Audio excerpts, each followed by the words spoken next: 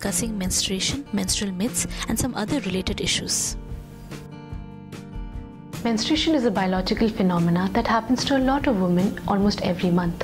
When a woman menstruates, her body sheds the uterine lining and menstrual blood flows out from the uterus through the cervical opening and finally out of the body. Recently, some campaigns at a global and national level have talked about the fact that as a society, as a culture, we need to become more period positive.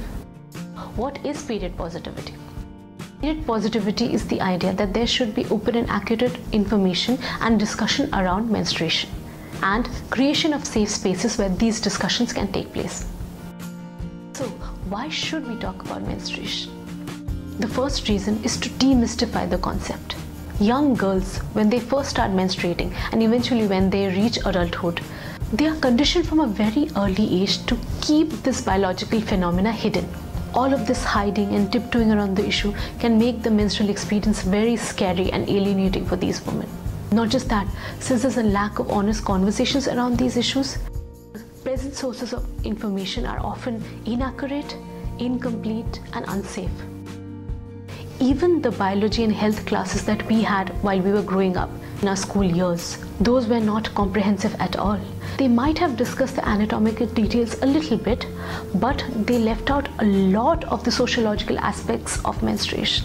Nor did they talk about how problematic popular media images are which surround the issue of menstruation in the society. For example, sanitary pad advertisements.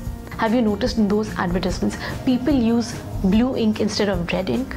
I mean, how is that accurate, and how does it represent menstruation? The color of blood is certainly not blue. Which brings us to the second point. If we discuss menstruation in an accurate manner, we can easily do some serious myth busting.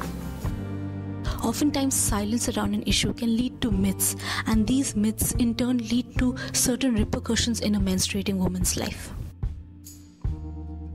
Mobility-related restrictions would basically mean that their movements are restricted inside and outside their houses. Inside their houses, they could be confined to a particular place. Outside, they might be restricted from accessing certain public spaces, such as places of worship.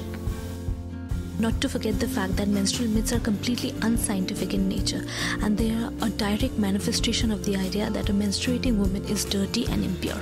Which brings us to the third point.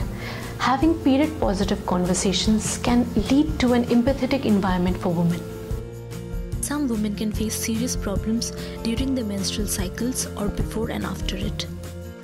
And in the face of a lack of understanding and recognition of these issues, what do we have instead? We have poor jokes around PMS, snarky comments about the fact that some women can get emotional and moody during their menstrual cycles, etc., which frankly trivialize the issue. They make it look very small. And you can understand how this is insulting and degrading towards women and their issues. And at the end of the day, a woman who's menstruating is not dirty. She's definitely not a useless member of the society that needs to be hidden and segregated from the rest of the world.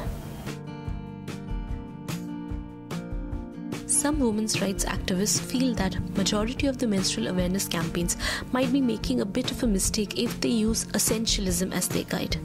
Essentialistic arguments tend to leave out certain women's voices who have a complicated relationship with menstruation. Therefore, campaigns that want to discuss the topic should be inclusive and incorporate every angle to the discussion. Otherwise, it would simply be a missed opportunity. That's it for today. Until next time, take care of yourself. Gender-based violence.